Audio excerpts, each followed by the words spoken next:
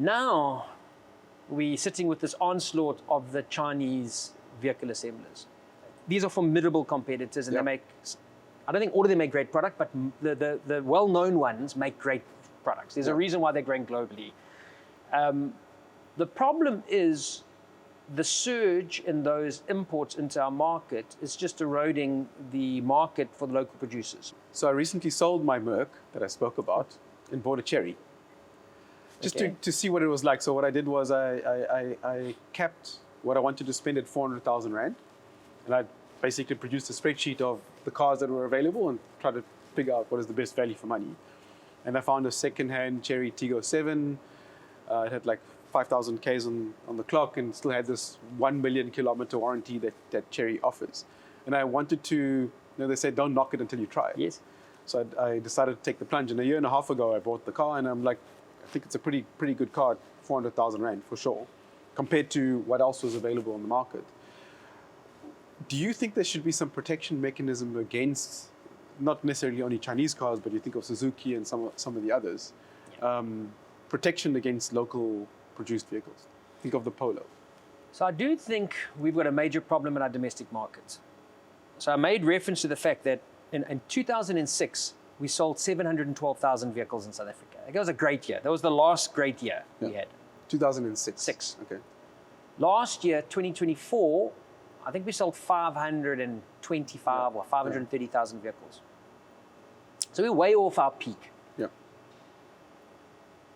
The challenge is not only that we've lost the volume, the challenge is that the market's become massively more segmented. So we're going to face two big problems in South Africa. The first is there's this drive for us to consume hybrids, and I've got a hybrid, so I can understand why one would push a hybrid, but they're expensive. But the problem is when you have these plug-in hybrids and hybrids, the soft hybrids, and you have the BEVs coming in, the market fragments further, right? So the volume doesn't get realized because you've got a thinner slicing of the cake. So I don't know if you saw the NAMSA release for last month, but for me it was really concerning. We had a great month. I think year on year, sales went up 18%. But sales of the 7 local vehicle producers into the local market contracted 12%. Oh, wow. And that's just showing you how the market's being sliced up. So we've lost 20% of the market to these importers, these new importers that have come into our market. They're obviously large global players. They've got a huge incentive to establish a vehicle fleet. And we know how the auto industry works. Yeah. You make some money on your cars and you make a lot more money on your fleet. Yeah. So you've got a massive incentive to subsidize your cars, establish a large vehicle fleet, and then you can really monetize the fleet. So I'm deeply concerned about what I'm seeing in relation to the price points of these vehicles coming into our market.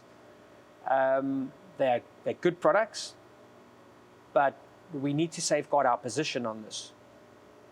I'd love to see Chery invest in South Africa. I'd love to see GWM invest in South Africa, because those are the two with the biggest volume. And I think BYD will obviously be a formidable player soon on the battery electric and on the hybrid side, because they've got a great hybrid offer as well.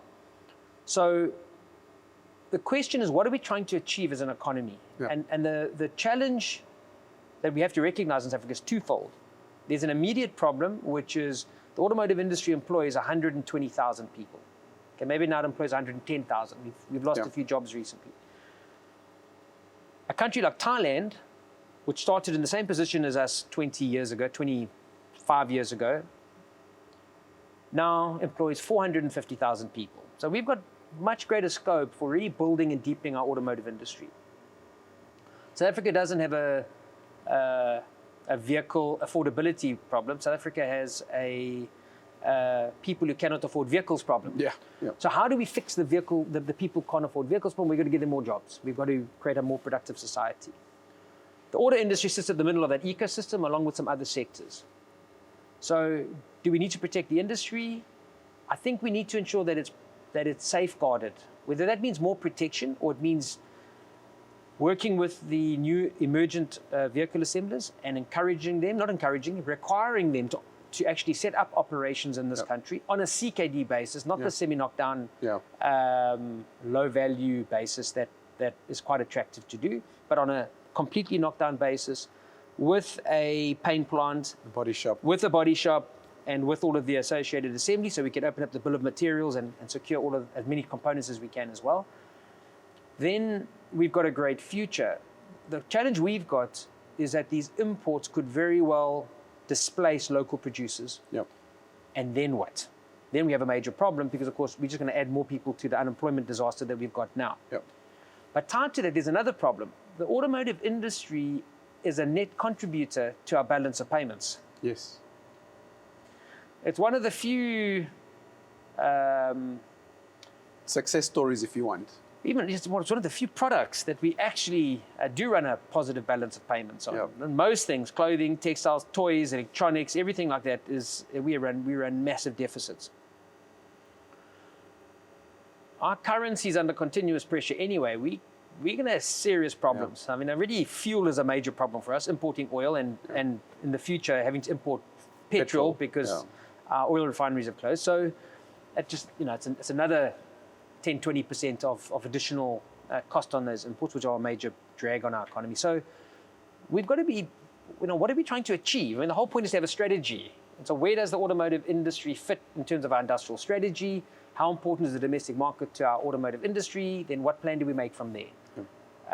These things happen because we choose to act or not act. When are we going to just act on the things that are important to secure the long-term position of the industry?